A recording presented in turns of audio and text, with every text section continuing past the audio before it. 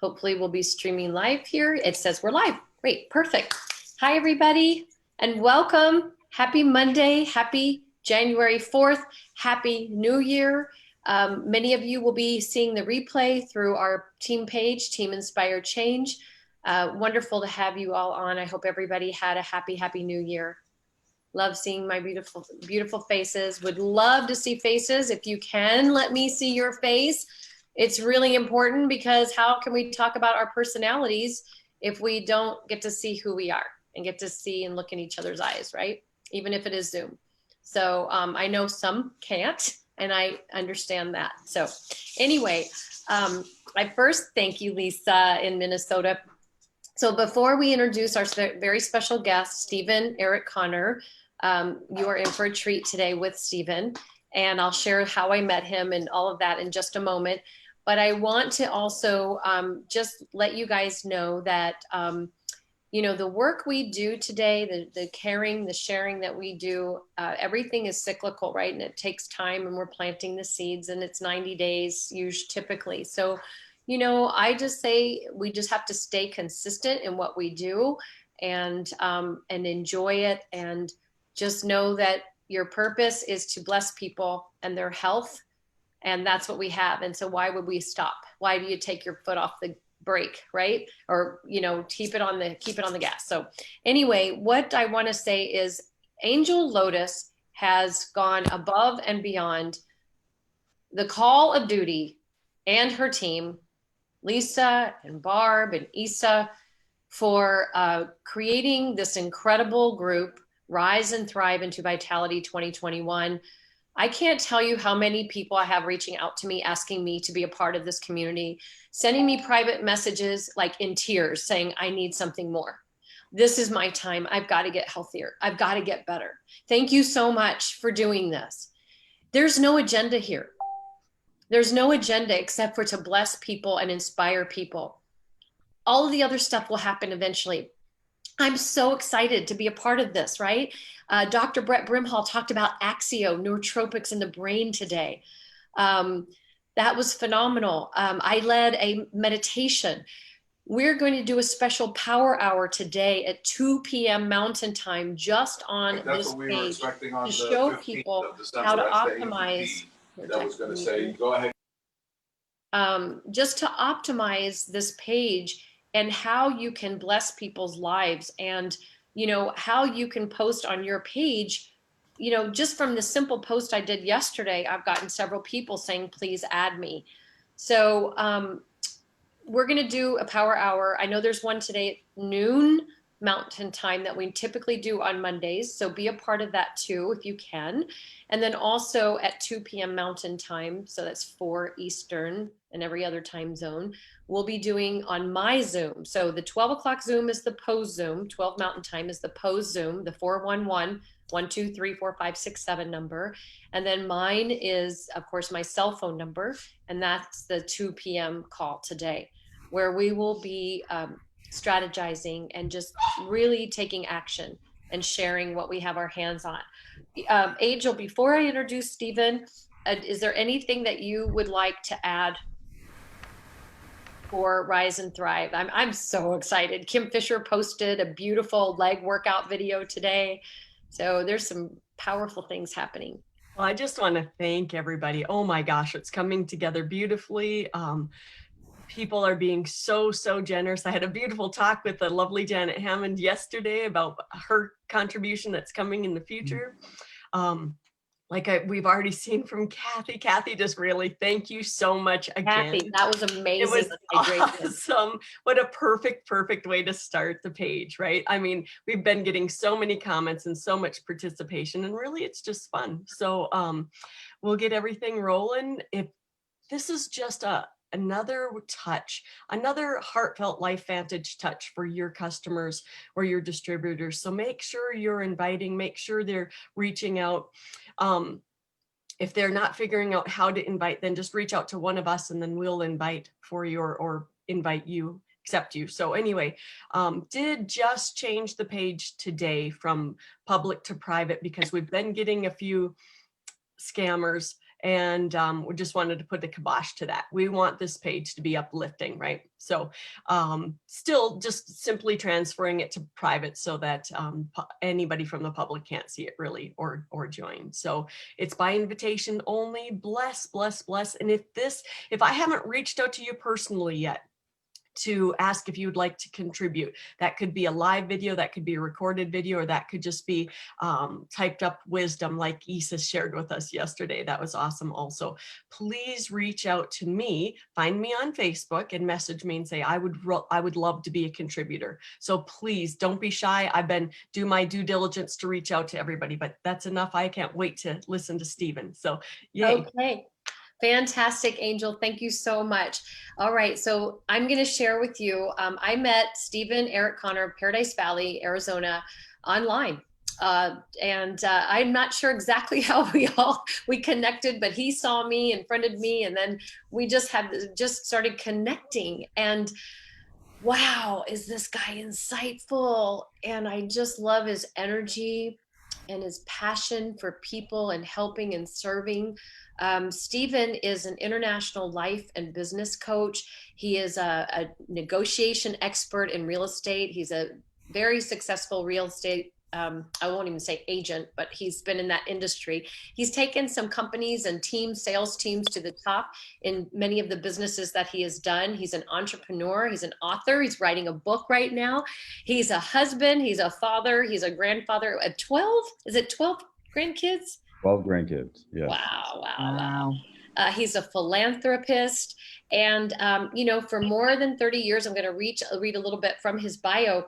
He has influenced and inspired people in achieving their desired lifestyles and business success. He's coached and trained businesses and people in 46 out of the 50 states, and training with all kinds of national sales tools and just mindset. Like he knows how. I can't wait for you to hear him. With over 60,000 business clients he's worked with. So he's been on several nonprofit organizations in Hawaii, in Arizona. And I love this quote: I enjoy being a part of the evolution of well-being and growth in our local communities. My wife, Patty, and I love our beautiful home in Paradise Valley and all the pleasures and joys of our 5 children and 12 grandchildren. And his personal motto is define yourself based on your vision, not your history. Change takes time. Breakthroughs happen in an instant. So with that, I'm going to turn it over to Stephen. And Stephen you're going to hear about or learn about something that you may or may not know about, Enneagrams. I think Kevin Messerschmidt did this with us about 5 years ago. So there are some mostly new people here today because most people, Stephen and LifeVantage, have not done network marketing. We're all relatively new. And so we all start at ground zero. It's a beautiful community of people who are life-minded and like-minded and heart-centered and have integrity. And the company is not about Lamborghinis and bikinis. We're about health and wellness. And so, we're family. And you have people here from Canada to Minnesota to Massachusetts and Phoenix and Nevada and Indiana, Illinois. I mean, it's just, everywhere. So Utah, we got it all. So I'm excited to have you here. If you don't know, you guys, what Enneagram is, the best person to explain it is going to be Stephen. It has to do with your personality type and really understanding who you are so you can understand who other people are. And boy, a wake-up call for me is, I think everybody can do this and I'm ready, I'm going to do it, right? Because that's me, right? I just go for it. And not everybody is me, right? Not everybody is my personality, right, Dirk? So you're going to hear about Dirk and how I know I called him out. So Dirk and Amy, Dirk, for those of you, everybody knows who they are, but Dirk opened himself up to do the Enneagram and to have a one-on-one coaching with Stephen. So that part will get shared as well. So Stephen, thank you so much. It is such a gift to have you on our call today. And I'm just going to kind of let you share a little bit about you. And then you guys, just a warning, we're going to go to 9:30 Mountain Time today. So we will be going into the Carrie Dickey call. So you'll be sure to get the replay of that. Promise me today, you will do it today. You will listen to it today. Okay. All right. Because I don't like to go into that call, but I think today is not about rushing. So take it away, Stephen. Thank you. Well, wonderful. That's quite an introduction. I'll try to live up to all that. So thank you very much for allowing me to share this time with you. One of the blessings I've learned years ago is not to think that I'm bringing some type of information or something to the table, but to really thank you for allowing me to share this space and time. But just so you guys know a little bit about me and why and my background with network marketing as well as sales, I'll give you a quick snapshot without boring you for too long on just how I got to here. I heard you say somebody from Indiana. That's where my mother lives now. I grew up a country boy in Ohio. After my second year in college, after the blizzard in 1978, I got a one-way ticket to Southern California and landed in Laguna Beach. So lived in Laguna Beach and Huntington Beach for about 7 years. But I want to share with you, I'm 62 now, but when I was 20 years old, if Marisa would have introduced me to you, I would have been afraid to even tell you who I was. I was so introverted and I wanted to get out of that. So of all things, at age 25, after being in California for 6 years, I get involved. I answer an ad in sales. I go to my first training meeting and I said, when's payday here? And they said, this is a commission job. I said, well, what does that mean? It was a rude awakening real quick. I thought, I don't get paid unless I make a sale. So I made $78 my first month, didn't knock the doors off. I was with this company for 18 years. And within 6 months, I was a top agent in Long Beach. A year later, I was the assistant in Newport Beach. And at age 27, the district manager in Honolulu, Hawaii, where we had a 400% increase in revenue the first 2 years I was there. At 29, promoted to regional manager in Phoenix and then a vice president at age 36. But I tell you all that to make this point. At the age of 40, I was at the top of my game in training. I'd been trained a little bit and knew Jim Rohn. In fact, I was with the network marketing company that Jim Rohn was involved in and flew out to Dallas to meet him and some of the other team. We outgrew the company that we were with. Our team was so amazing, they couldn't even keep up with the product. So there's all kind of lessons you can learn. I've watched LifeVantage for years and just watching how strategically they do things. But I want to share with you, at age 40 years old, I had studied Myers-Briggs. I studied psychology in college. I studied the DISC assessment. I was studying philosophy, anything I could get my hands on to help me better communicate and connect with people. So here I was being probably my last 3 years, I earned just under $1 million with this company. And at age 40, I walk into a meeting in San Diego to train other managers. And the senior vice president says, you're not going to train. And I said, well, why am I here? Well, they brought a gentleman in from San Francisco to teach us the Enneagram. Now, it's spelled Enneagram. Now, when I first heard that, I thought, what the heck is an Enneagram? And they said, it's 2,500 years old. So let me give you a timeline. Some of you may have had some training with neuro-linguistic programming, NLP. That's from the 1970s. Emotional intelligence goes back to 1964. Myers-Briggs, 1917. Psychology, 1879. The DISC assessment is 400 BC. Philosophy is 570 BC. And the Enneagram is 2,500 BC. Ooh. So when I got my hands on this, I thought, wait a minute. And I think all of you on our call today will agree that everybody that we know has a personality. Would you all agree to that? Everybody has a personality. The question I want to ask is it working for them or against them? So here I was at age 40, I walked into this 2-day seminar and I walked out of that and I was cruising financially and in my business. And it was like somebody said, Stephen, I would like to introduce you to you for the first time in my life. I had been successful and I didn't really understand how to be all of me rather than just duplicating processes. And so I thought, if this guy is that good, we grew this company from 29 offices, there were 7 of us leading it, to 130 offices within 10 years. And I had the number 3 office in the company. So I flew this guy out from San Francisco and said, I want you to teach the same 2-day workshop to this team. And I want you to see if they get it. He left, and within 90 days, we doubled our revenue, and I gave a 2-week notice and quit with no residuals. And what I did is, when I left the business, I'll show you a cover of it here, but I created a curriculum called Personality Intelligence. You know, that's the, I don't know if you can see it real well, but that's the cover of my workbook there. Personality Intelligence, and this is the way I describe it. We've all heard of mental intelligence with Einstein. We've heard emotional intelligence. We see those books out, but everybody we know has a personality. And so the way that I teach this is personality intelligence is the evolution of mental and emotional intelligence in every way that we think, feel, and communicate. And with that, people say, well, how can I learn this? There's a signature system that I teach, and I want you all to see this. And I want to come back and then share with you the 9 personalities. I have a couple questions for you. But the signature system is called the 3 levels of awareness. Every one of us on this call had been to a meeting for business or socializing. And when we were introduced to people, what do people generally say? Oh my gosh, what do you do? Right? Well, if we look it up and Google it, we're not human doings, we're human beings. I'd like to know, who do you be? In fact, I was role playing with one of my sales guys who I hired at 19. Youngest kid I've ever hired in 1990. Was taking him to a networking function and teaching him the elevator pitch. How do you connect with people within 30 seconds? Little did I know I was going to get the biggest lesson of my life from him.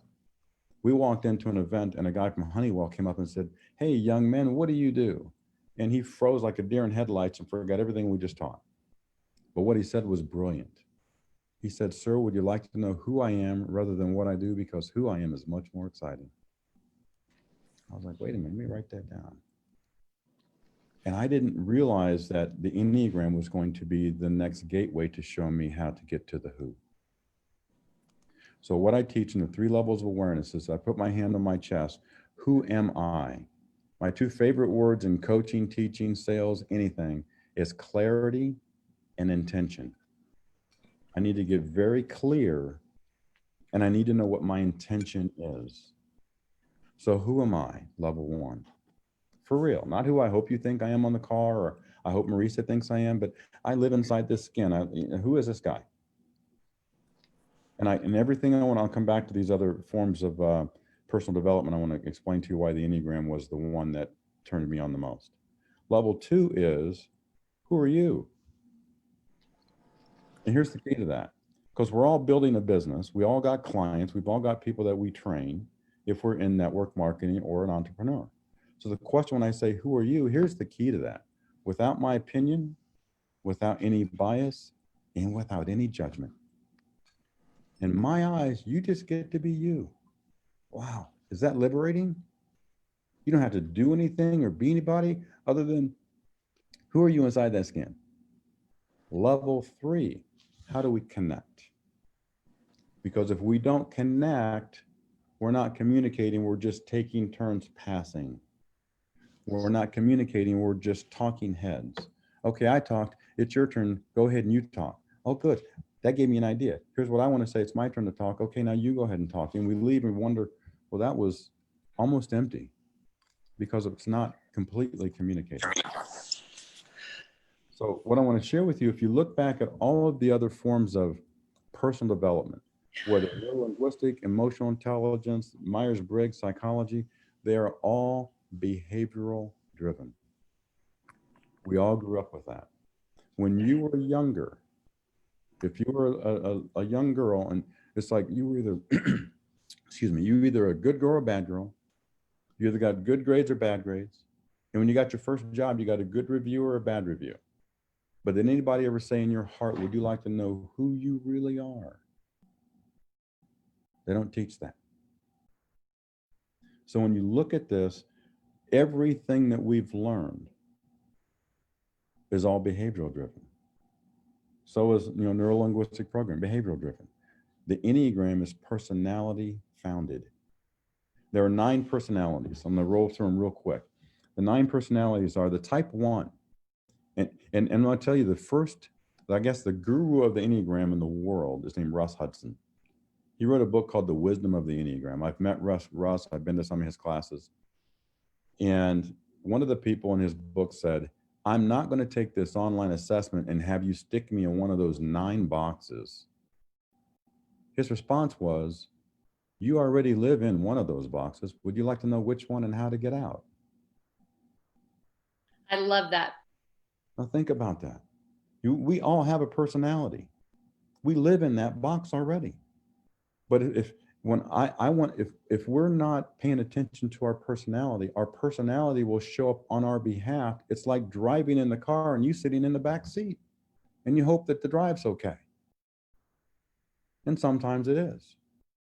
But wouldn't it be better to be behind the wheel and to see it all? And from this day forward, here's something for your notes that I share for years, is that every one of us has been in a car or we drive. You ever notice that your windshield is bigger than your rear view mirror so that you can focus more on where you're going instead of paying attention to where you've been? So no matter where you've been in your business before today, if today was a starting point, can you as the person evolve so that you allow your business to also evolve? Because I can't have my business evolve if I don't. So of these 9 personalities, the type 1 is the perfectionist. The perfectionist, they're motivated by doing the right thing, right? They're very orderly. And there's a friend of mine, she's a coach, and I purposely did this. She invited me to her home. She said, Stephen, you need to teach me this. She lives in a beautiful home in Scottsdale, big island in her kitchen, has these 3 tall pillar candles on her counter, type 1 personality, perfectionist. And I purposely moved one of the candles over about 2 inches. And she said, put that back. I moved it back purposely, not in the right spot. And she said, no, it goes right here. The type 1 knows that the worst thing you could do, let's say someone on your team is a type 1 personality. The worst thing you can do is make them wrong. If they did an approach and they tried to make a presentation and they didn't do it right, and you say, oh gosh, that was ridiculous. That was really wrong the way you did that. You just killed them. That's the worst they can do, is be wrong. Now, I can still coach that personality, but without making them wrong. If I'm talking to a type 1 personality, I can say, I really looked at the way that you made that presentation, but I had a question for you. Have you ever considered looking at it like this? Aha, I'm giving them a new idea to perfect without making them wrong. See, everything that we do in life and in business, it's not about me. I'll give you an example of that. When I lived in Hawaii, 27 years old, driving around to the North Shore of Oahu, this little bitty church that had a capacity of about 40 people. I mean, it was a little bitty building. I thought, God, I'm going to go in and check this out. I walk in, there's a husband and wife that's the pastors, and they both have white hair. And I'm not kidding you, they looked like there was a light going on around them, like they were glowing. And I was like, wow. I waited till the service was over and I went and asked them. Now, here's what I want you to see. I said, you guys know you glow, right? I said, I want to learn how to glow. How do you do that? The husband looked at the wife and said, honey, do you want me to tell him or do you want to tell him? She said, oh, you go ahead. He said, young man, every morning when I get up, my number 1 objective for the entire day is to outlove that woman. And she went, like that ever happened. She goes, I don't want to discourage him, but I outlove him all day long. He can barely keep up. And I was watching them go back and forth. I said, it can't be that easy. He said, if I focus on outloving my partner all day long, gosh, by the end of the day, we didn't even take time for our differences. He said, love is not about me. It's about my partner. Business is not about you. It's about your team. It's about one person at a time and helping them elevate and know who they are so they can repeat the elevation and then also teach the elevation. So the type 1 is the perfectionist.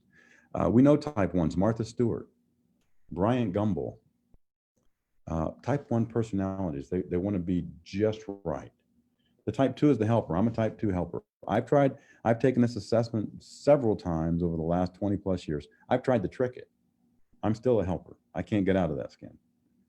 And everything that happens to a type 2 personality still happens to me the benefit is I am aware of it and I teach it so that I can move and not have to mess with it.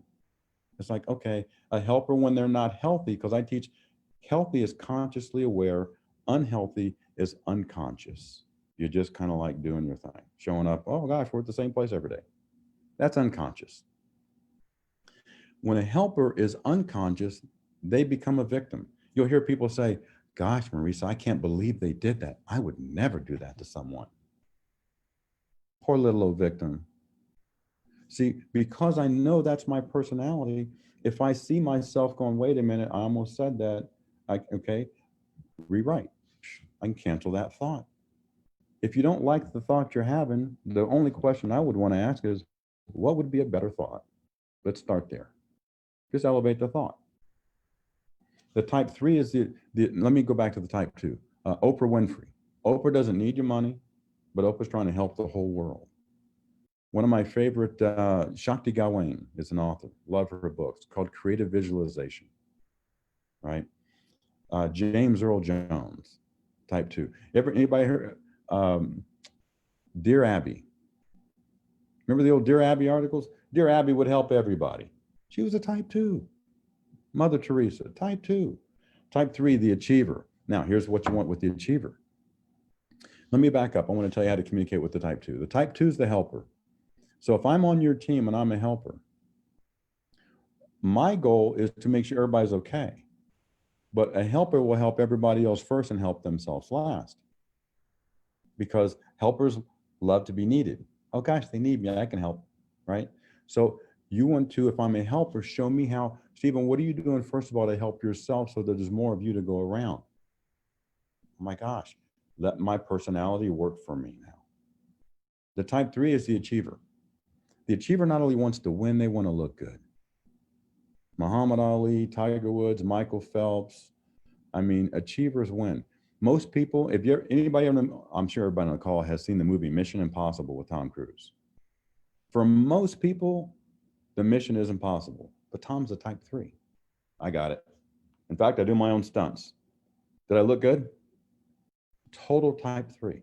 Now here's what I want you to see. I'll give you an example. When the personality gets bigger than the person is when we fall. An example, Tiger Woods, young prodigy kid. All of a sudden, he's like breaking records left and right. He's got golf clubs, apparel, video games. Now I'm Tiger. I could sleep with whoever I want, do whatever I want, because I'm me. The personality outgrew the person, and it comes down hard. And it comes to the humbling place. And now he's coming back to where we see him golfing with his son, Charlie, and we adore him again. He's now achieving without having his personality get out of control. It's amazing. It's like when you have your car, you want your car to be in alignment, right? So the type 4, expressive. The expressive is the artist, Beethoven, Picasso. Whenever I see an expressive like an actor, Johnny Depp, when Johnny Depp plays in a movie, he's not playing the role, he becomes the whole character, right? Totally expressive. Now, give you an example, connecting with people. I have a friend of mine I'm having lunch with a buddy, and another friend of mine shows up for lunch, type 4 personality, expressive. Shows up dramatic, sits down to the table and goes, oh my God, you guys are never going to believe what's going on. Now, that's not my personality. That was his. Now, my other buddy said, dude, lighten up, man, sit down. They had a complete disconnect.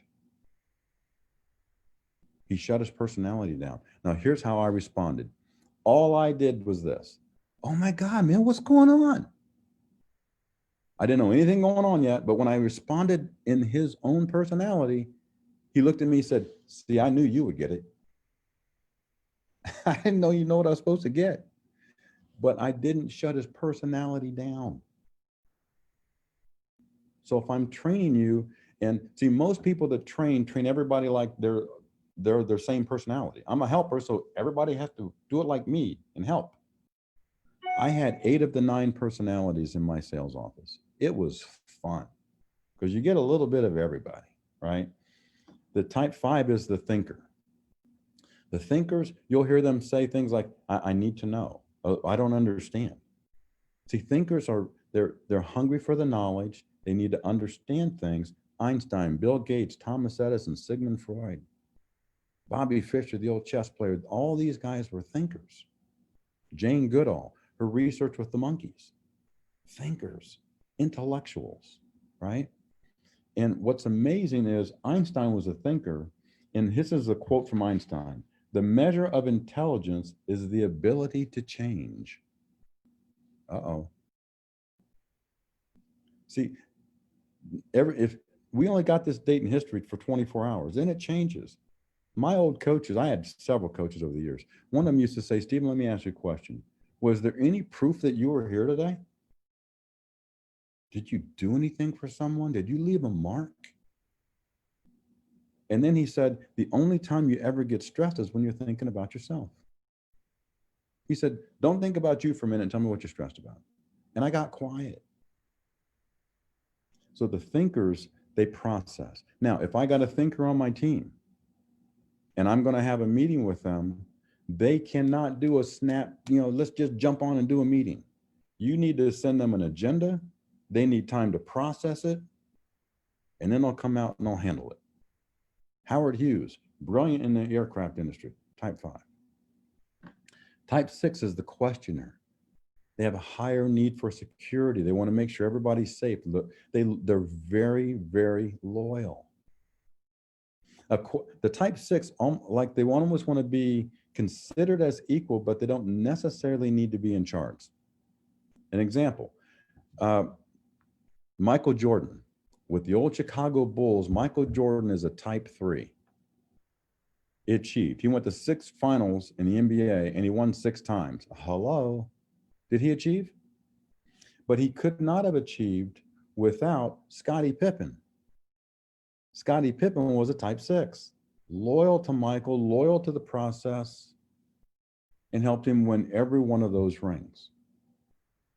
When Jordan retired, Scottie Pippen came in and said, "Okay, I got it," failed miserably. He's not that role. He was in the wrong lane. So when I'm working with people, I don't want to put anybody in a box, but I want to ask questions to make sure I put them in a lane where they're comfortable enough with who they are. They're confident in how they feel about themselves. They don't let any limiting beliefs slow them down. And then if they're not afraid, when people are confident, they take more action. When I was hesitant, I weighed less because I was kind of thin looking in sales. It's like, no, what if they say no? My buddy said, if you take no, N-O, and flip it around, it's on. Let's just keep on going. I was like, oh, okay, that's simple. And little things just kept me rolling. Now let me keep going. The type 7 is the enthusiast. Now I'm going to tell everybody on the call, Marisa is a type 7. The enthusiasts, they get excited about everything. If I have a friend of mine that's a type 7 I've known for years, and I said, I need some new ideas. I called her intentionally, sat down at Starbucks for 45 minutes. I had 2 pages of notes. And then I'm like, hold on. I couldn't keep up with it. 7s want to have fun, avoid the pain. Let's do this. Right? They want to feel the sense of being alive. And if somebody were to call Marisa and say, hey, I just got word there's something that's supposed to be the most exciting thing ever. I'm not sure if you're interested even hearing about it, but it's supposed to be the most exciting thing ever. She'll ask you what it is, right? Well, you got to at least tell me now. You got me excited. Yes, I have wings that are not all enthusiasts.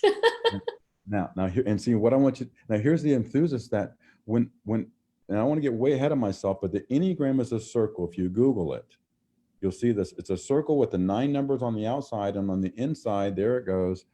Each one of those types connect with 2 others on the inside circle. One of those we kind of go to in a sense of security, and the other one we go to when we feel a little bit of stress. And then the number on either side, without complicating it even more, as a type 2 helper, it's the number before and after. So I'm a helper. I have a 1 wing and a 3 wing. They call it a wing, like a left arm and a right arm. There's times the core of me has to help, but I have a little bit of an achiever as my next door neighbor in my wing. I was a national athlete in track and field in college. The record still has not been broken from the 70s. My type 1 wing wants to do it just right. I had to figure out the right way to teach people so that they could be better than me. I don't want to be their ceiling, right? And so, and one of the places you go to in stress is what really protects you. I'm getting way ahead of myself. Let me finish these 9 here. But the Enneagram is not complicated. It's almost like having a compass. There's not any meeting that I can't go sit in and just, I sit and listen for 10 minutes. I can tell you who the personalities are, who's in charge, and what the intention and motives are, and how do I connect. Give you an example of that in real estate. I just 2 weeks before this pandemic, I had George Benson is an old jazz musician, had a house in Paradise Valley for over $2 million. And I negotiated the sale on it. The guy tried to come in 300,000 below the asking price. And within about 10 days, I got him to pay the full price of 2.1 million all cash. The guy pulled up in a car that he just bought from Barrett Jackson, told me he was a tennis player that flew in from Kansas City. Achiever, achiever, achiever. I say, can you imagine what it would look good playing tennis on this court? Can you imagine what it'd feel like to have an old George Benson? I start speaking his language. Somebody said, Stephen, that's manipulating. I said, no, that's smart. These 9 personalities, if I speak English and you speak German, we're not communicating, we're taking turns talking.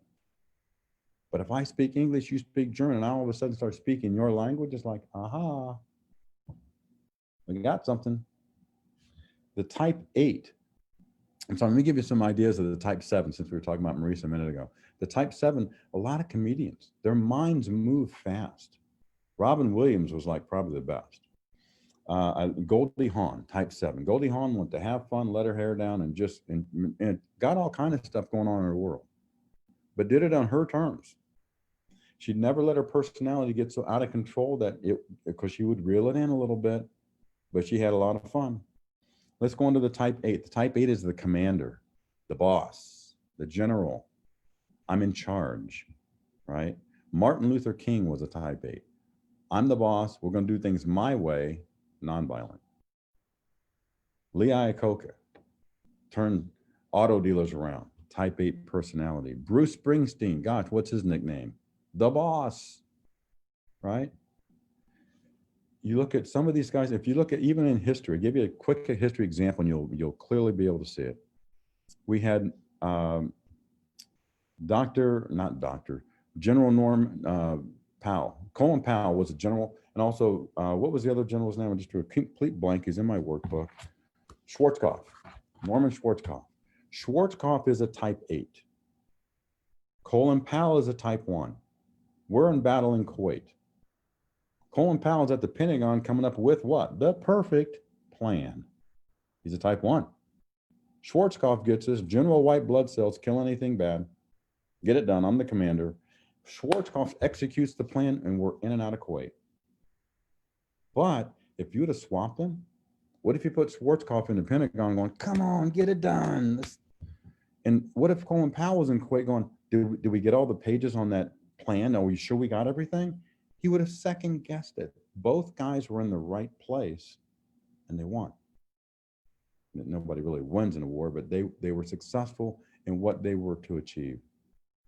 So the type 8 wants to be in charge, right? The type 9 is the mediator, the peacemaker. Why can't we all just get along? Why is everybody trying to do all these things? You just keep harmony, the flow, right? A buddy of mine's a type 9. Give me an example. Calls me up, says, hey man, let's go to lunch. I said, where do you want to go? He goes, oh, I don't care. You pick. The mediator and the peacemakers don't make a decision. So I picked the place and he complained about lunch. 2 weeks later, he says, where are you going to go to lunch? I said, he goes, I don't care. You pick. I said, before I pick, tell me 2 kinds of restaurants that you like. What 2 kinds of food? We went to one of those restaurants. He said, gosh, man, this place is the bomb. See, I spoke his language. I got him involved in the decision. Now, he then became more confident to make his own decisions because I engaged him in making decisions with me, so he got used to making decisions. I don't want anybody codependent. I want to teach them how to make their personality work. A question that I see, or not question, but something I want to share that I see in a lot of network marketing, sales, entrepreneurial people, I was one of them, I raised both hands, is there's a huge difference between a conversation and a presentation. If anybody wants to present me, I'm nervous because you're selling me something. If you're just having a conversation with me, make it be something that is of interest to me. What if I didn't know and you said, do you guys know what oxidative stress does to your body? Have you seen that, especially with everything going on in the world today? Gosh, what is oxidative stress? But so this is what it does. But if I could show you a way to reduce that by 40%, would that be of value to you? Oh my God, how do you get that? So I didn't sell anything. I invited them to improve their health. Aha. See, if I start selling you every time you see me coming, you're going to like close the blinds and turn off all the lights because I'm coming to present. So switch it from a presentation to a conversation. Nobody likes to be sold, but everybody likes to buy. So if I just need to ask them a question, and there's numerous questions, I'm just saying oxidative stress. Well, if there were a way to improve that by 40%, and I can introduce you to something that's, it's called Pro Tandem. I mean, if do you ever go to Starbucks? Gosh, I stop by every morning. Well, if I could show you a way to reduce your oxidative stress by 40% for half the price of what it costs you to get your Starbucks drink daily, to really improve your health, would that be of value to you? Yeah, you made it pretty simple. See what I'm saying now? Now I can then make it where I'm putting it out there. So if let's say, for example, if I'm talking with Marisa and we're talking about the products, she's sitting across, I'm sitting here. If we're in person, if I throw it at her and just keep throwing products at her, she just keeps getting hit in the head with all this stuff. It's like, oh my God, it's just too much. So I don't want to throw it at her. I want to put the idea out in between us where it's this energy is like, have you ever had this? Have you ever had that? If you like it, she'll reach out and grab it. Gosh, how does that work? She reached out. See, I learned in sales and building team members that even when I'm making sales, if I'm out looking for a prospect, that's a lot of work, right? So instead of me looking for a prospect, how do I attract them? I took my website down 7 years ago for coaching. I've still got clients in 3 different states. I don't advertise it. One of them met me at a health spa at Maryville down in Tucson, said, you look like I'm supposed to meet you. And they started talking. Now she lives in Colorado and her husband worked with me. I'm not looking for new clients. So I'm not here to sell anybody anything.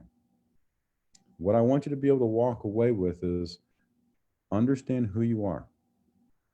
Clarity and intention. And I can ask questions like, if you call me and say, Stephen, what's one of the most important things to your health right now? You look like you take pretty good care of yourself. Well, I take pretty good care of myself. I work out, exercise, and these are the things that are important. If I could show you a way, if I could, would you, is the philosophy. Not, oh my God, you'll love this product. Now you're throwing up on me, right? Don't do that. If I could, would you? If I could show you a way to reduce oxidative stress, are you aware of what that does to the body? You aware of what that does to the aging process and how you feel about yourself? Well, if you got a bunch of oxidative stress and you're trying to come and sell me and I'm healthy, I can see you coming from a long way away. You look like stuff's going on. I want to be able to ask people questions to engage them. So a question I want to ask you on the call is, I wrote it down. Who do you need to be? Not what do you need to do? There's a lot of videos I'm sure you can watch on what you need to do to build your business and expand and evolve in your business. But my question is, who do you need to be? And are you aware of how you show up mentally, physically, emotionally, and spiritually? In my book called Personality Intelligence, I talk about alignment. And I use 4. I didn't mention financial. I meant mental, physical, emotional, and spiritual. If I got those going on in my alignments right, that can drive me to where I need to get to the financial. So if I got a car and I got my 4 wheels on and one of them is out of alignment, this is a bumpy road. Who am I mentally? Okay, let me get clear on that. You know, Jim Rohn says, the first thing I do in the morning is I get up and I feed my brain. He said, you miss a meal, but don't miss a book. So who am I inside here? There's a website you can all go to that I absolutely love. I love quotes. It's called the, naturally, as I say that, I draw a blank. Quote Garden, the Quote Garden. It's got a list of probably 200 words, and you click that and it opens up quotes from people all, you know, that we know and all over the world. The Quote Garden. So I used to get up and read my, at least for 20 to 30 minutes, just the Quote Garden. God, what'd they say? So I learned all these phrases. But here's what a buddy of mine told me. He said, Stephen, he goes, I love your presentation. And I love the quotes that you shared from, you know, Einstein and Jim Rohn and all these other guys. But what are your quotes? Aha, time for me to evolve. Why don't we define ourselves based on our vision rather than our history? Because change takes time, but the breakthrough, I had the aha. And it's all about connecting. I did a presentation, if you will, and I said don't do a presentation, but I turned it into a connection for the eWomen Network years ago. The title of it was Connect Before You Communicate. If your car stopped on the side of the road and I back up and I get right beside you and I say you're ready to go and I just pull off, you're still there. But if I connect, I pull off, you're coming with me. So connect before you communicate. Otherwise, you're just going like this. Oh my God, let me tell you what I did this morning. I did this and I did this and I did this. It's just an amazing morning. It can be amazing for you and blah, blah, blah. Okay, how does that work for me? That's just how that worked for you. And I'm happy for you, but I'm still sitting here and I'm not wallowing in amazing. So connect before you communicate. So vital. So before I keep on blabbing out here and just throwing things out, all of us learned to, I wrote an article back in the 90s called Talking versus Communicating. We all learned how to talk when we were little. Probably before we were 1, we were saying mama, dada, we were saying something. But are we communicating? Because if I'm communicating, it's not about me. I got 12 grandkids, age 18 to 2. They're all the different personalities. I have to communicate in their language. And they're like, yeah, grandpa's kind of cool. Well, because I speak to them the way that works for them. Same thing in business, whether it's in real estate, whether it's me coaching or whether it's me speaking for a national organization, whatever it is, who am I? Right? Not what does my bio say? What does my LinkedIn say? And how do I come across? Am I upbeat? Am I bubbly? I live here inside this skin. Think about this. If any of us were, say, out in the yard doing some yard work, we have roses in our yard. And I was out in the yard and a rose scratched the back of my arm, the rose thorn. And I didn't realize it. I came in the house and took my shirt off and I had this big red line on the back of my arm and went, wow. And I stopped and I thought, what's the significance of that? My body is fighting for its own survival. I didn't realize I was cut. My body said, clot that up, stop the bleeding, we're good. Your body, when you get sick, your body tries to do things to fight for its own survival. Your personality does the same thing. Your personality fights for its own survival. The key is just being consciously aware of it so that it works for you rather than outgrowing you or working against you. Is there any questions about anything? Is there anything else that I can help anybody with specifically? The chat is blowing up. I don't want to forget Dirk because we want to talk about him, but I know Kathy has a question and definitely someone said they missed 10. There isn't a There's 9 personalities. The 10th one is when you go to the next level and you look down from heaven and you're helping all of us, helping the others out. Love it.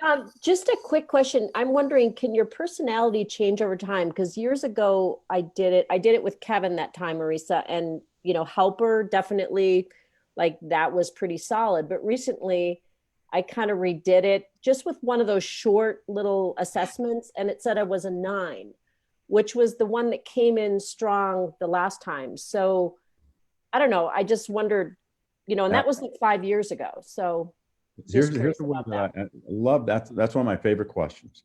Does our personality change? My response to that is no, it evolves. Just like I used to have dark hair. Did my hair change? Well, it evolved. It's got a little more gray than dark now. But here's the key to it. When I first took the assessment, I read the instructions and I was taking it, like it said, think about, who you've been. Well, here's my philosophy between psychology and coaching. A psychologist wants to know a lot about where you've been and how you got here. My philosophy is, here's where we are. Where do you want to go from here? So when I look at so I took it again, and anybody that I speak with, and I shared this with Marisa and Dirk, is that I want you to clear all your thoughts. A lot of people take assessments and they almost feel like, what are they trying to reveal? And I'm trying to beat the test. And even unconsciously we do it. Clear all your thoughts and be completely present based on who you are and how you feel just today. Because I can't live yesterday, that's done, and I can't be in tomorrow, so I'm going to be present in how I take this assessment. Otherwise, my mind is going to cover 62 years of, oh yeah, I'm going to confuse myself. And that's a perfect example. I messed up the first time. And so when I get present and I allow myself to sit down and just be me, because I'm not taking it to see what the result is, I'm taking it for my own clarity. There's a difference in perspective. Because everything in life to me is clarity and intention. Whether it's been in sales, coaching, real estate, doesn't matter. If I'm clear and I know what the intention is and I know what's driving me, then the work's nothing. I'll take the action because the intention is right. So again, I love your question. The one that I sent Marisa a link, it's 36 questions, it's free. It takes about 10 minutes. Now they're going to ask you they're going to give you a question and apply, you get 2 answers to choose from. If neither one of the answers to choose from seem like they would fit, if you had to choose one, which one would you choose? If both seem like they fit, if you just had to choose one, which one would you choose? Answer all 36 so that there's nothing skewed with it, but be incredibly present. Somebody else got back to me and said, Stephen, I found one online that's 144 questions for $20. I took that one. I said, what'd you get? They were the same personality type that they got on the 36 questions for free. Why answer another 144 if you don't really need to? See, I'm not trying to say, oh my gosh, you're a 4, you're a 5, you're a 6. I just want you to know, how does that move within my DNA? Right? Think about this. Every one of us has a phone or a car that has a GPS on it, right? If the GPS says, I want you to go down, there's 4 more lights and turn left. And I look up there and there's an accident, I turn left at the next light. What does my GPS say? Rerouting. Same thing with the Enneagram. That person was saying something to make me be defensive or make me feel like a victim. Let's reroute that. Sorry, man. That's a good thought. I'm just not going there today. There's nothing anybody on this call can do or say to me that would hurt me anymore. Because I reroute the crazy stuff and I know what's intentional and what's clear. So I would take the assessment where there's 36 questions. If any of you have a question, Marisha's got my email. There's no strings attached to it. I could send you that assessment I use. It's somebody else's, it's not even mine. I like that one.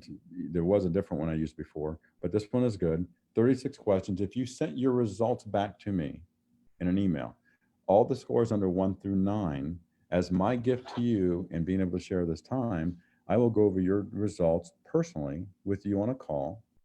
No strings attached. My gift. That's awesome. I put the link, you guys, in the chat of the 9 types, his test that he uses, the exact link I used, and also Steve's email, seconnor77@gmail. Yes. And just make sure you spell Connor right. Some people, Conner, it's Connor. And they say, I sent you that and I never got a reply. Well, I never got it. But that part of that is, you know, give you another example of how powerful this is. I've worked with this. There's a grandmother that hired me years ago. And she said, my grandson is 20 years old. He's been on heroin for 4 years. He's been pronounced dead twice.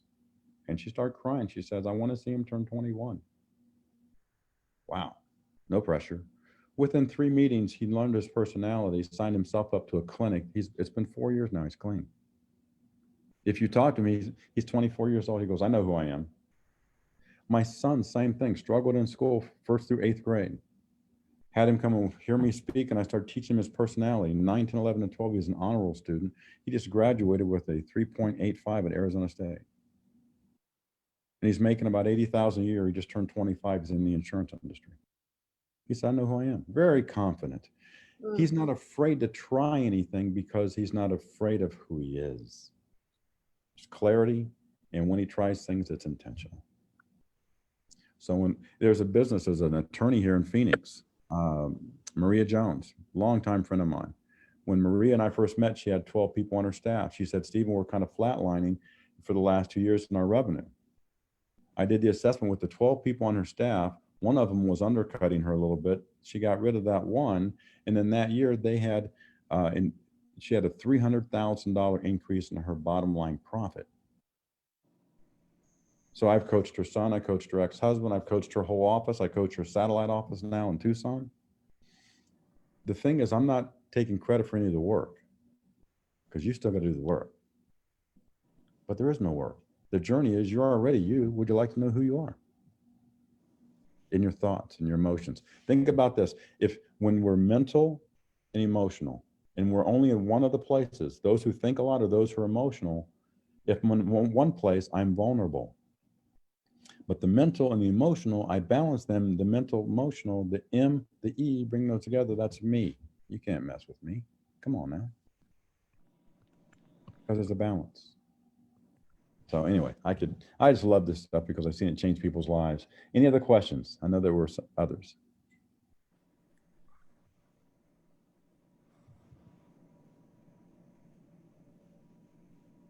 I think someone's unmuting. Yeah, Stephen, this is interesting. I haven't done any of formal training, but my dear friend had given me the book. I think I'm a 2 because I was racing around the room trying to find the book so I could show everybody the book that you found.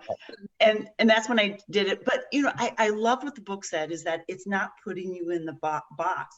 It's helping you understand so that you can relate to people. And why I really started this is because my oldest daughter, I think, is an 8.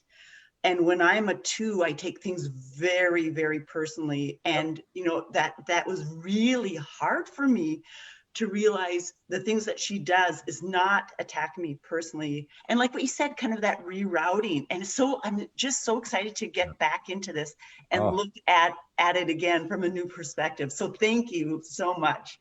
You're very welcome. In fact, you talk about your daughter being an 8. My dad was a type 8, passed away years ago. He was a drill sergeant, Marine Corps, quality control engineer at General Motors. He had a history teacher credentials and a pilot's license, and he got a degree from MIT. He was the boss and he was in charge.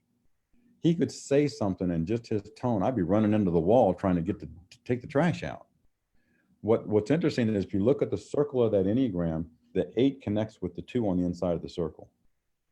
So what happens there, where the 8 feels a sense of security, they lower that tough guard and they come to 2. They need the nurturing.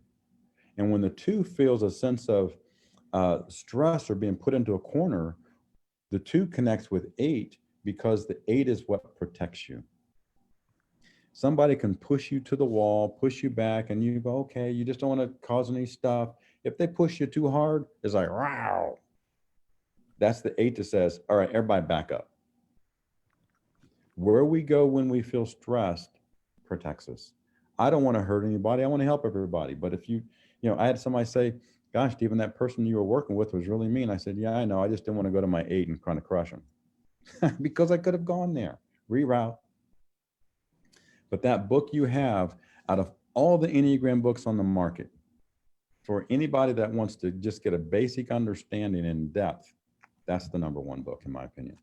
Some of them are written so deep, that's like taking a trigonometry class.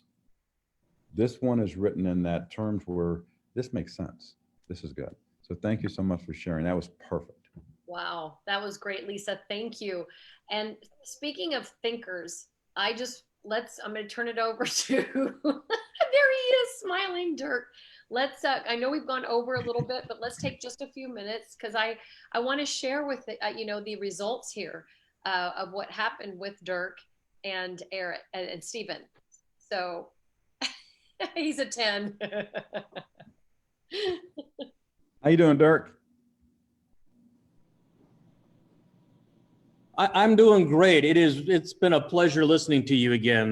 That first call we had was a blast. My wife had to take off, but I told her we talked forever and I could have kept going.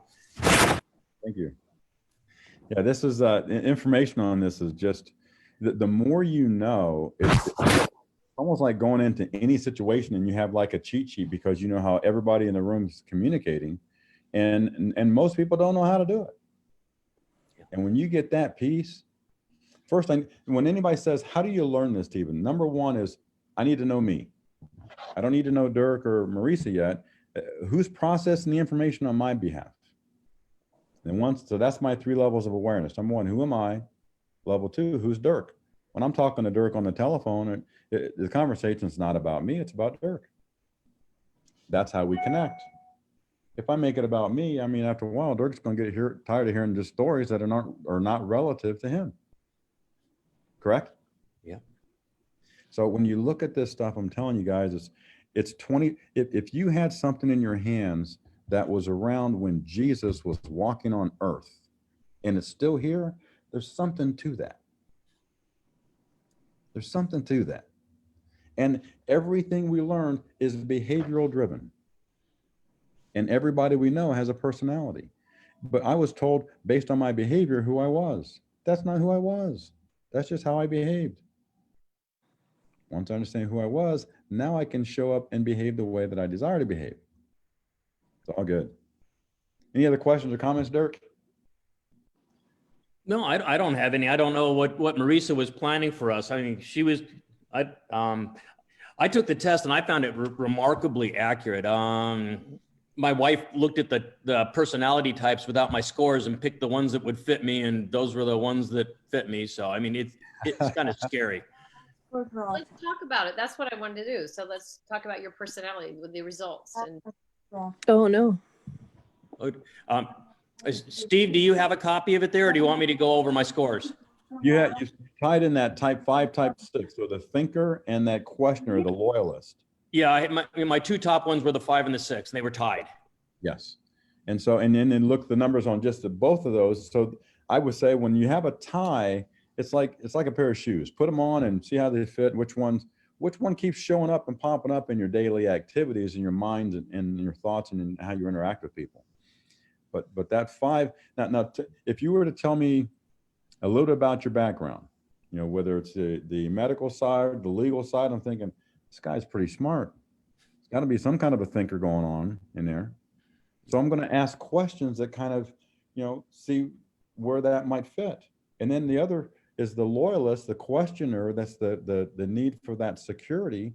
And how do you nurture and make sure everything is safe so that everything is working right? Well, yeah. If I go to Dirk and I'm a type 3 and I'm an achiever, and I say, come on, man, we just got to get it done. Come on, you got to fire it up. Muhammad Ali, punching, man. All I'm doing is talking.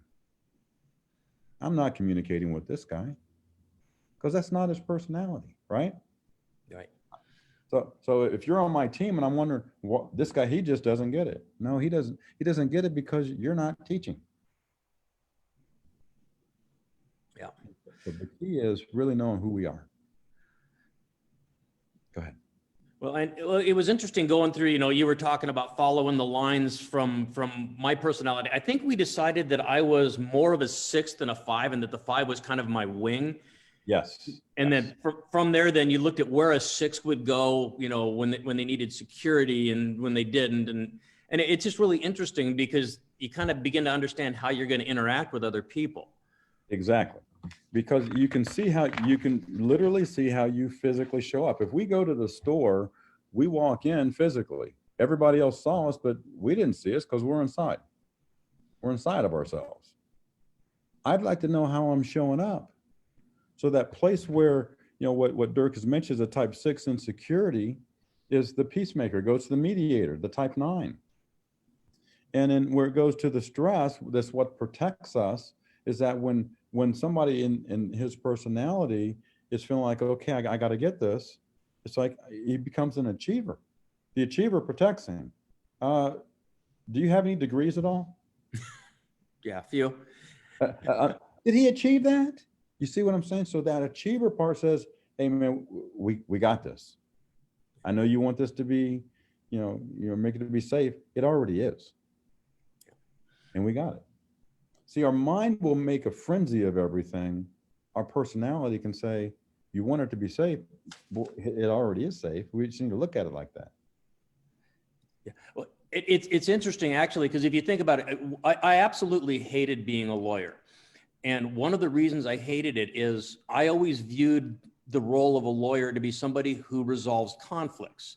And if anybody has dealt with lawyers now, they know that that's not what lawyers try and do anymore. Lawyers all try and get the absolute most and beat the absolute shit out of the other side. And that's their goal. Yeah. And I was always going into these things thinking my job is to try and resolve the conflict, get everybody, relatively happy and on with their life. And I'm looking at this thing and it's like, okay, and when I'm stressed out, where do I go? Peacemaker. And that's exactly what I was trying to do in law, but what the whole world wasn't going to let me do. That is so right on right there, because that part of you, it's like in the old days, man, you could shake somebody's hand back where I grew up in the country and as a contractor. And your intention as an attorney is to mediate conflict, come up with a resolution. Well, in today's world, it's like you said, is to how can I beat your brains out and make the most money? And I'm going to put it on YouTube. Well, it's like that's not the motive anymore. So that got really squished down. So personality wise, you could still achieve it. You knew how to do it. It didn't align. Yeah. I was doing just fine. I hated every minute of what I was doing. See, when I started aligning more as a helper, I'm a helper. I need to be in alignment with who I am. Now, can I achieve in sales or in sports like I used to? Yeah, I know how to do that. But if it doesn't help anything, I'm not interested. Yeah. So if it doesn't fit the core of who we are, it's like swimming against the wave. The wave doesn't get tired, right? So how do I flow with this and enjoy this journey? And how can I be the best helper that I can possibly be? And I used to make a list of things and people that I want to help. And I'd break out my yellow pad. And I'd have 25 people I'm going to do things for. And my coach said, "Where's your name?" Well, it's not on there. He said, "Yeah, you're what a helper you are. You're going to run out of gas." He said, "Put your name at the top. What do you need? Help you first, and there's enough of you to go around to cover the list." That's what my personality needs. So the question I'd ask for you guys all individually is, what do you need in your life right now? Not do you need to grow in your LifeVantage business. Let's start with you first. What do you need? And then what does your business need? And if you look at, and so that's a starting point. And once you have a starting point, now I can see progress. But if I don't really get clear and my intention's not right, I don't even know if I'm making any progress. And now I'm getting frustrated. So really, you just break it down to almost to the ridiculous. Slow it all down so you can see it with clarity. Yeah, but I loved our conversation, Dirk. I appreciate all the things you shared. That was awesome. Stephen, I have one last question. Does it just take time, or do you have to really get a lot more training to understand people's language and be able to speak their language in order to, how you're talking about, to really make a difference in your organization, to really bring those people out so that they shine, so that they can be the best person they can be? I mean, where do you start learning to, if you know your language, how do you start learning to speak other people's language? No, present. I need to be present. That's a great question. Great questions. Mhm. So I need to be present first, and then it's almost like a process of elimination. If I sit down with you, I'm going to go, type 8? Nah, she's not type 8. Type 5? No, she's not. She's not Einstein. She's not processing everything mentally. She's feeling stuff. Huh. So I'm going to look at, there's usually going to be about three or four left. Now I just want to really pay attention. And I might ask you different questions of, when you look at who you are, if you look at your life journey, if you could go to the other side of it and look back and say, what if there's one thing that you could be remembered for when people mention your name, what would that be? What one thing, and when they mention your name, they automatically think, boom, what is that? What would that be? It goes to helping people. Like I notice when I get the most joy is when I'm coaching young girls to know that they can achieve and do something. I love Nordic skiing. And when they get it, when they get that excitement and that they just shine, I get so excited. And so when I see that in my Life Vantage business, if I could do that and especially I think sometimes network marketing is more women, but if I could just help women, give them that confidence to really come into their own being, that they can do this, that they are worth it, that they're worthy. So I think that helping on so many different levels as far as, health. Now I want you to also see, I love your response to that. I want you to also see what you just learned about you right there. We just did it. I ask you a question. You could ask your team the same question. If there's any one thing that you want to be known for, so that when people mention your name, when it's all said and done, and you said, I want to help people, I'm going to talk to you like a helper all day long, girl. If you say, I just really want people to be safe. Okay, Dirk, let's go do this thing, man. Right? So I need to ask the right questions. And to answer your other question, one of my coaches years ago said, Stephen, when I first got into coaching, he said, why should I hire you? I said, because I can do this and this and this and this. And he said, well, can anybody else say that? And I said, well, they could. He said, well, then why would I hire you? And I couldn't answer him. He said, you have to come up with something. And he threw it out there and he called it a scary guarantee. And I said, well, what does that mean? So here's one of the things, and this is not me presenting anybody on this call. I just want to show you what I did for my business. When people hire a coach, sometimes as long as they know they're going to get what they came for, it's okay to invest in themselves. But most of the times they're not sure, right? So here's what I did. I took that away. So anybody I've coached in the last 20 years, if you're at point A and you want to get to point B, I don't care what point B is. It could be anything. If I can't get you there in 90 days, everything I do is free. There's no risk. None. But think about that, where you want to go from point A to point B. First, I need to get real clear. And so people just understand themselves. We try to do so many things. I'm trying to get to know who I am and who my partner is and who my kids are and who my spouse is and who my team is and all these other things. And you're still trying to get to know your own personality. So I would master that part first and then become so good at asking, it doesn't have to have 50 questions, a couple of key questions. I asked you a question that made you go down and really go, I was looking at the expression on your face when I said, what would they attach your name to? You went way inside yourself, didn't you? That's where I wanted. All the other stuff you present on the outside, I mean, it could be makeup and, all kind of stuff that doesn't mean anything. Now I get to know who you are. Now I get to know what makes you you. And now I know how to inspire you, how to help you, how to protect you, because you're a helper. I also know that you could be easily taken advantage of being a helper, and I won't let that happen. I'll show you how to guard that too. when people have that liberty and freedom, they can do anything. Really. I just got to get past myself. But I don't want people to, like I was stuck on my behavior. And in fact, the saddest thing I ever heard, when I graduated from high school, I was voted the least likely person to succeed.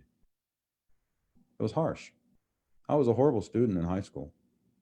Least likely to succeed. I couldn't wait when I was 27 years old and I was a manager running the offices in Honolulu, and I went back to one of the reunions and said, "How's everybody doing?" "What do you do?" "I live in Hawaii." "What?" I just needed to know me. And I put everybody else's needs first, right?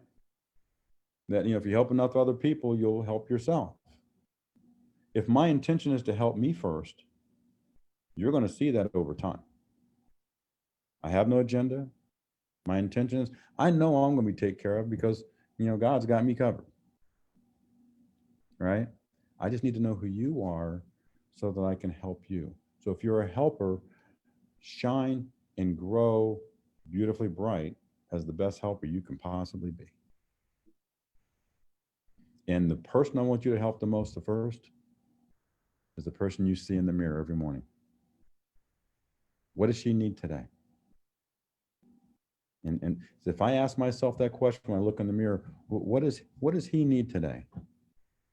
Okay. That brought me to clarity, presence, and intention. And from there, there's not anything that I really can't do because there's no limitations. I tell you, when I learned that commission salespeople, if they're not confident in themselves, they will not call anybody or take action. When people are confident in themselves, they're willing to try anything because they feel good about themselves. I could give you all the techniques and all the tools. I could show you how to do what I call the inverted tie-down question. Here's something you can use in working with people. If I say, "Gosh, this Protandim is a great product." If I leave it like that, I left it open-ended, didn't I? What if I say, "Protandim is such a great product, isn't it?" I can put the "isn't it" at the end, or I can put it in the front. Isn't Protandim a great product? What do you like most? See, I'm asking the right questions, but I'm asking involvement questions. Those are called tie downs. Did you want to get the red one or did you want to get the blue one? I don't care which one you pick. If you picked one, I made a sale. That's a choice close, the alternative choice close. See, all those are sales techniques and tools. I wrote the curriculum for our company that ended up having 60,000 business clients. There were 7 of us. So I know how to sell, and I know how to do that, but without the personality awareness, those are just techniques. If I understand who you are and I know the techniques, we're going to do some business today. And not just for myself, it's going to help you too, because I'm a helper. I want us to both walk away win-win. Because if you don't win and I win, then that wasn't as fun for me.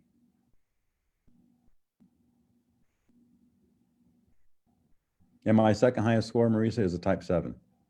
So it's got to be fun for me too. Really appreciate you sharing. That's beautiful. Yeah, everybody. Oh my gosh, what a call this has been. I know we went long, but everybody stayed on. And it's also being fed into Facebook on Team Inspired Change. So you can listen to it again. Tag your teams on this, you guys. Everybody needs this information, to learn how to learn who we are, right? Understand who you are. And I know everybody has a pretty good idea, but it's pretty fun to see, and then see who your wingman is, who, what other components of your personality, and it ends up being really true. It really is. I mean, what an adventure with all the stuff going on in the world today. I can take an adventure inside me, and if I have to be isolated at home, I can take a journey and get to know a whole lot more about who I am in this world. It's a blast.